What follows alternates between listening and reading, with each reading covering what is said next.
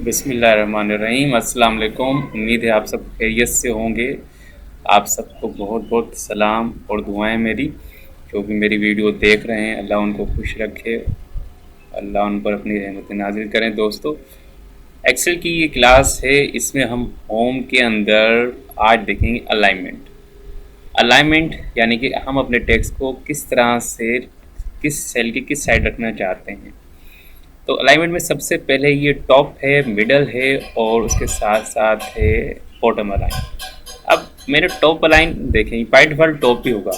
अब ये टॉप कैसे पता चलेगा टॉप पे है? देखिए, ये थोड़ा सा ना, अगर मैं इसका फ़ॉन्ट साइज़ छोटा कर देता हूँ, आपको पता चल जाएगा ऊपर है, थोड़ा बुलंदी पर है। इसी तरह से मिडल पर अगर मैं इस टेक्स्ट को मिडल पे करना चाहूँ, ये देखें, आपको कोई फ़र्क नज़र नहीं आएगा, थोड़ा सा हिला है लेकिन ज़्यादा फ़र्क नज़र नहीं आएगा। अब इसके भी अगर टेक्स्ट का फ़ॉन्ट साइज़ छोटा करते हैं तो ये देखिए, ये थोड़ा ऊपर है सेल के, ये बीच में है।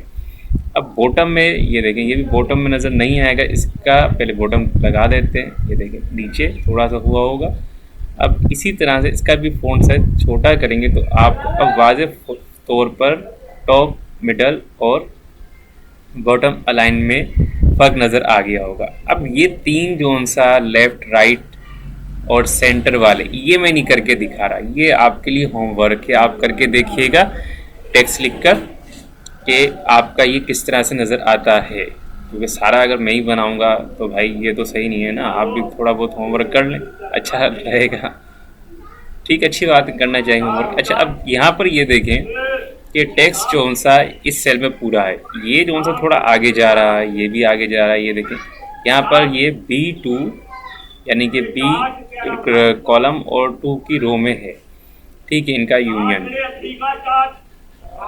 मामू है मेरे, ये इनके भी सुनिए। अच्छा, 12 ये किस तरह दुरुस्त किया जाएगा? ये एक सेल में पूरा आ रहा है। सिंपल इसका तरीका है, यहाँ पर मैं आपको नज़र आ रहा हूँ इस तरह का कर्सर हो गया। ये देखिए, इन दो सेल के बीच, इसको जब डबल क्लिक करेंगे तो ये आपका पूरा सेल को अलाइन कर देगा, सेल की जस्टिफिकेशन यानी कि सेल को फिट कर देगा टेक्स्ट के हिसाब से। इसे आप पकड़ के भी कर सकते हैं, डबल क्लिक करके इस तरह कर सकते हैं जिस तरह आपको बेहतर लगे।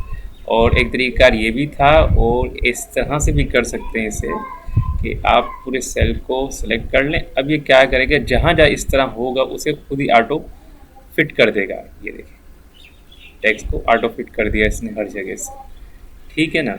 अच्छा, अब उसके बाद अलाइनमेंट के इस पोर्शन में यहाँ पर ये ओरिएंटेशन है, आपका टेक्स्ट किस तरह का नज़र आना चाहिए। यहाँ मैंने इनकी 6 टाइप्स लिखी हुई हैं। अब 6 की 6 में से कुछ मैं कर देता हूँ, बाकी आप कर लीजिएगा। यानी कि आपके टेक्स्ट ओरिएंटेशन चेंज कर देगा, क्लॉकवाइज, एंटी क्लॉकवाइज, और जिस तरह से आप अमूमन आपकी मार्कशीट वगैरह में इस तरह की ओरिएंटेशन नज़र आती है।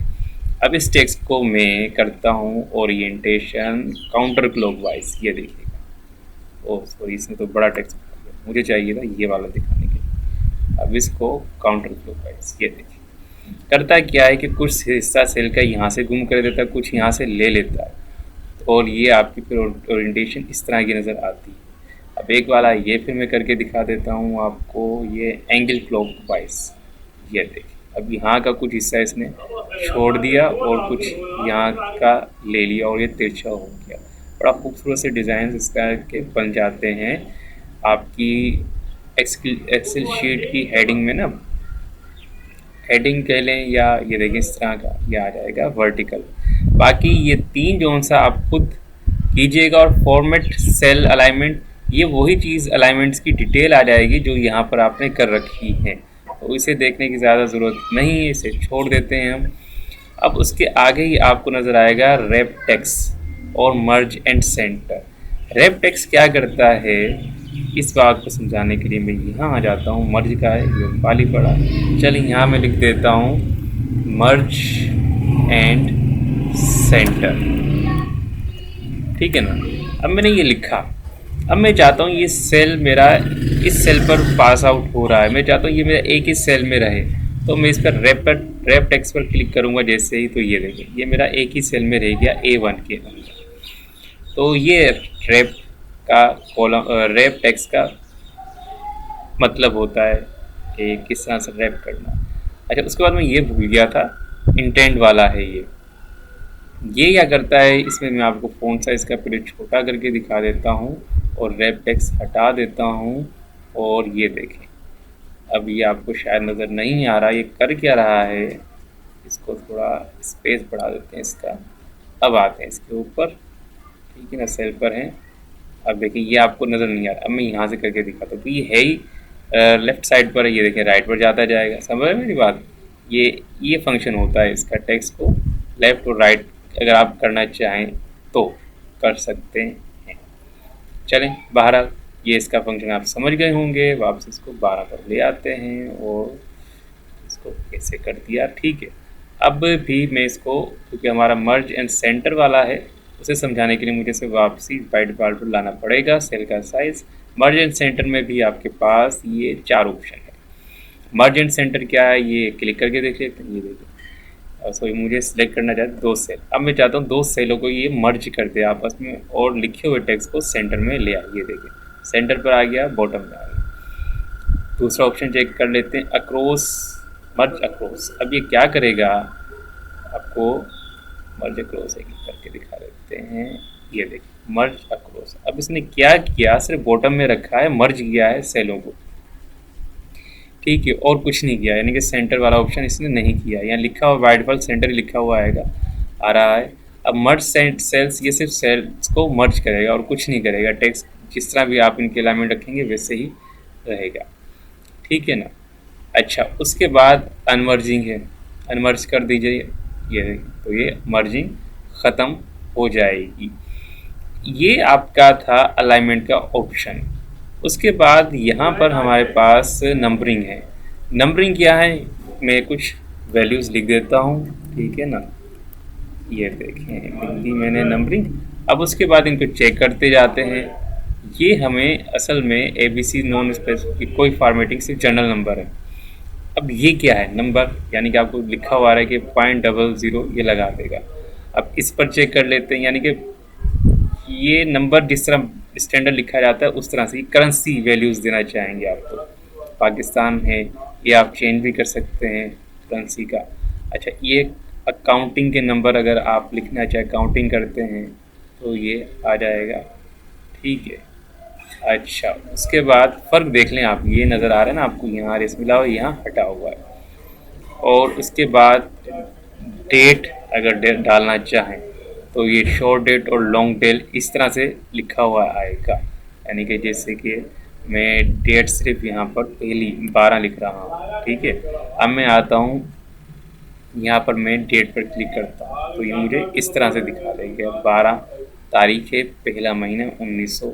अगर मैं इसको चेंज करना चाहूँ तो यहाँ से मैं कर सकता हूँ। तो ये 2 हटा दूँ और ये 7 है, ठीक है ना। और 10 तारीख, 10 पता नहीं आप जब देखें क्या तारीख होगी। अब इसी डेट को मैं इस तरह शॉर्ट में नहीं देखना चाहता, मैं इसको पूरी लेंथ में, मुझे मंथ हर चीज़ नज़र आए। डेट क्या है ये देखिए, इस तरह से नज़र आएगी। अच्छा, उसके बाद टाइम अगर देखना चाहें, टाइम अगर हम लिखना चाहें तो इस तरह के अभी ये हो रहा है बाय डिफ़ॉल्ट टाइम, तो ना सॉरी ये टाइम हो रहा है। अब मैं एंटर करता हूँ। अब मैं यहाँ आता हूँ, इसको चेक कर लेते हैं। ये देखें ये लिखा हुआ आ रहा है जो टाइम हो रहा है एक्चुअली। अच्छा, ये परसेंटेज की ऑप्शन लगा देगा यहाँ पर ना, अगर आप इस ऑप्शन को चेक करें तो ये कुछ बेसिक्स हैं जो आप खुद चेक कर सकते हैं। साइंटिफिक नोटेशन दे देगा, 10 पावर जिसे हम कहते हैं, जो जिन्होंने लॉगरिथम पढ़ी होगी। इस तरह ये 100 में लिखता हूँ, इंटर करता हूँ। लोग का फॉर्मेट 10 पावर 3 आना चाहिए, तो यही आना चाहिए ना। ओ ये देखिए 3 तो इसने लिख दिया। हाँ, 10 पावर 3 इसी तरह लिखा जाएगा इस जुबान में। और मैं फिर दोबारा से आता हूँ, आपको समझाते हैं आगे। ये फ्रैक्शन में शो करेगा, ये 10/10 इसकी फ्रैक्शन नहीं, ये यानी कि कंप्लीट नंबर की फ्रैक्शन यही बनती है। जब मैं ये देखना चाहता हूँ कि ये 1.5 की फ्रैक्शन क्या दिखता है, तो लगा हुआ ये देखें 1.5 1.5 की फ्रैक्शन ये बनेगी। जो मैथमेटिक्स जानते हैं उन्हें पता होगा 1.5 की फ्रैक्शन ये क्यों है। अच्छा, 1 कंप्लीट नंबर है और 0.5 को हाफ इसी तरह लिखा जाता है। अच्छा, मज़ीद इसमें ऑप्शन क्या हैं, ये सारे हो गए I think. Text, simple text के लिए होगा, इसको छोड़ देते हैं। टेक्स्ट क्या होगा, टेक्स्ट नंबर लिखना, यानी कि डिटेक्ट तो इसमें करना नहीं है।